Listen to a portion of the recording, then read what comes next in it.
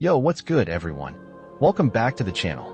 Today, we're diving into something real, something raw, and something that's been bubbling up in the rap game for years.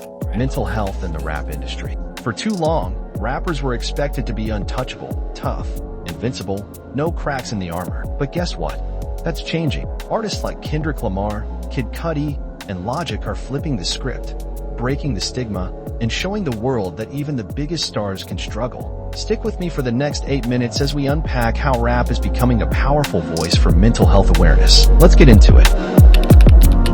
Back in the day, rap was all about grit, hustle, and keeping it 100. From the 80s to the early 2000s, the genre was dominated by gangsta rap, vibes. Think machismo, no weakness allowed. Songs like The Ghetto Boys' Mind Playing Tricks on Me in '91 gave us glimpses of paranoia and depression, but they were rare. Most rappers hid their struggles behind bravado. Why?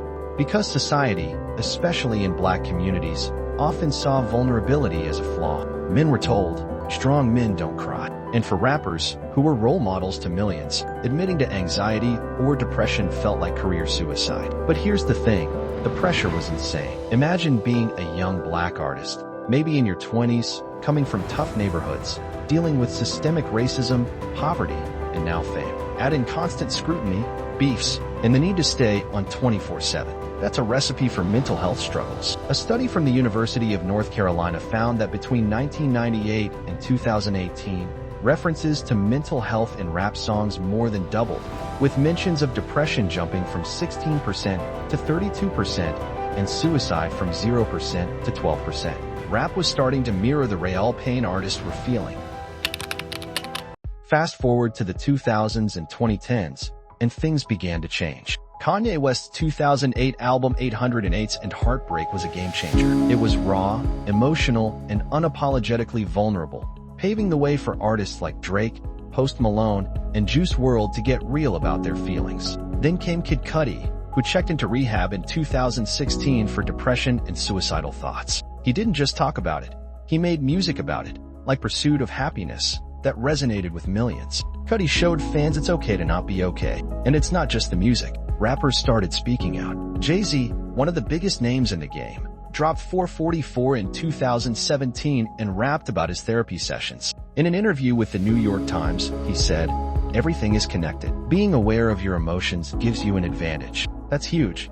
When a legend like Jay-Z says therapy is cool, it hits different. Then there's Logic, whose song, 1-800-273-8255, named after the National Suicide Prevention Lifeline, tripled calls to the hotline after his Grammy performance. That's impact. So why is this such a big deal? Because rap isn't just music, it's a cultural force. It shapes how young people, especially black youth, see the world. Suicide rates for black teens have spiked, up 60% for males and 182% for females between 2001 and 2017. Rap's audience, mostly 16 to 24-year-olds, spends nearly 40 hours a week listening to music. When artists talk about mental health, they're reaching kids who might feel alone, who might think struggling is shameful. Take Megan Thee Stallion. On her track, Anxiety, she raps, "Bad bitches have bad days too." That line became a mantra for black women facing pressure to always be strong.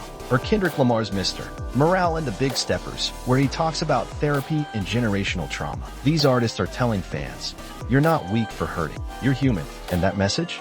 It saves lives. Studies show music therapy, including rap, can reduce anxiety and help process trauma by engaging the brain's relaxation response. We're not done yet, though. There's still work to do. Stigma around mental health, especially in black communities, runs deep. Access to therapy isn't always easy. Culturally competent care is hard to find, and it's expensive. Artists like Meek Mill are calling for therapy to be cool in black culture. But we need systemic change too. The good news?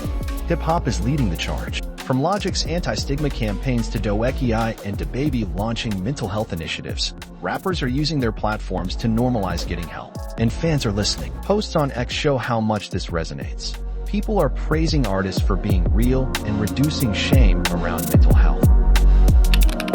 So, here's the bottom line. Rap is more than beats and bars. It's a lifeline. It's artists like Lil Wayne, Stormzy, and J. Cole saying, "I've been there, and it's okay to ask for help. It's a movement breaking centuries-old stigmas and giving voice to the voiceless. If you or someone you know is struggling, check out resources like the National Suicide Prevention Lifeline at 1-800-273-8255. Drop a comment below. What's a rap song that's helped you through a tough time? Hit that like button, subscribe, and let's keep this conversation going. Peace out.